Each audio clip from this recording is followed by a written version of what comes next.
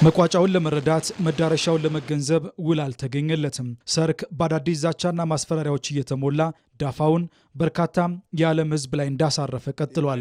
በዚህ የከፋ ነገር አድርጋለሁ በሚሉት የአሜሪካው ፕሬዝዳንት ዶናልድ ትራምፕ ዛቻ፣ በዚያ ደግሞ በጦርነቱ ላይ የማውለው አዲስ ካርድ ልመዝነው የኢራን ማስፈራሪያ የታጀበው የመካከለኛው ምስራቅ ውጥረት ሁነኛ መፍትሄ ሳይገኝለት የተኩስ አቁሙ ሊጠናቀቅ አንድ ቀን ብቻ ቀርቶታል። ለ2 ሳምንታት የቆየው ይህ የተኩስ አቁም ስምምነት ለጦርነቱ ምን ፋይዳ ይዞ መጣ? የሰላም ተስፋውን አለመለመ ወይንስ ውጤት አልባ ሆነ የሚለው የበርካቶች ጥያቄ ነው። በእርግጥ የተኩስ አቁም ስምምነቱን ተከትሎ በርካታ የመድኃኒት ቁሳቁሶች ለዜጎች እንዲደርሱ ማስቻሉና እገዳ ተጥሎባቸው የነበሩ ጉዞዎች ስራቸውን እንዲጀምሩ ማድረጉ ባይካድም በበርካታ መመዘኛዎች ሲታይ ግን ያለፉት 2 ሳምንታት የተኩስ አቁም ስምምነቱ ጦርነቱን በዘላቂነት ለማስቆም አስቻይ አልነበረም ብሎ መናገር ይቻላል። ሁለተኛ ዙር ድርድሩን ለማካሄድ ዝግጅቷን ያጠናቀቀችው ኢስላማባድ ድርድሩ ያለ ኮሽታ እንዲጠናቀቅ ያደርጋል ያለችውን የጸጥታና ደህንነት ስራዎችን ሰርታለች። አሁንም ድረስ ግን ይህ ድርድር ይካሄዳል አይካሄድም በሚለው ላይ ቁርጥ ያለ ምላሽ አልተገኘም። ድርድሩ እንደሚካሄድ በሙሉ ልብ እየተናገሩ የሚገኙት ዶናልድ ትራምፕ አዘውትረው የሚተቹትንና ገና በስልጣን ዘመናቸው ከስምምነቱ አገራቸውን ያስወጡበትን በ2015 አሜሪካ፣ ዩናይትድ ኪንግደም፣ ሩሲያ፣ ቻይናና ጀርመን ከኢራን ጋር ያደረጉትን የኢራን የኒውክሌር ስምምነት በማስታወስና የቀድሞ የአሜሪካ ፕሬዝዳንት ባራክ ኦባማን ወረፍ በማድረግ የተለየ ስምምነት ከኢራን ጋር እንደሚኖር እያሳወቁ ነው።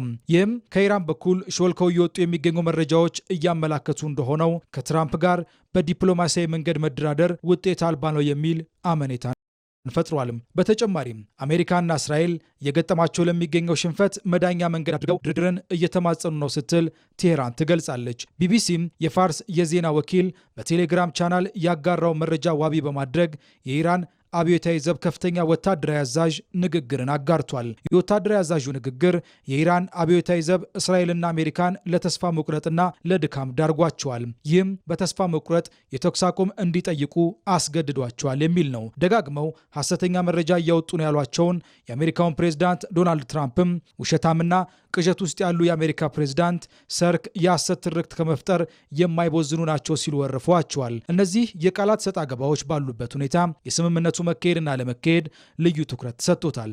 የአሜሪካው ምክትል ፕሬዝዳንት ጄዲ ቫንስ ዛሬ ለሰላም ውይይቱ ኢስላማባድ እንደሚገቡ ሲገለጽ የዜና እስከተጠናቀረበት ሰዓት ድረስ ከኢራን በኩል የተላከ ልዑክ የለም። የኢራን ብሔራዊ ቴሌቪዥን በቴሌግራም ገጹ ባሰፈረው መረጃ እስካሁን ድረስ ምንም አይነት የኢራን ልዑክ ወደ ኢስላማባድ አልተጓዘም፣ የመጀመሪያ ደረጃም ሆነ ሁለተኛ ልዑክ የለም ሲል አስታውቋል። ይህም በአንዳንድ ዓለም አቀፍ መገናኛ ብዙሃንና ቀጠናዊ ምንጮች የልዑኩን ጉዞ በተመለከተ የተናፈሱ መረጃዎች ሐሰተኛነትን ያረጋገጠ ሆኗል።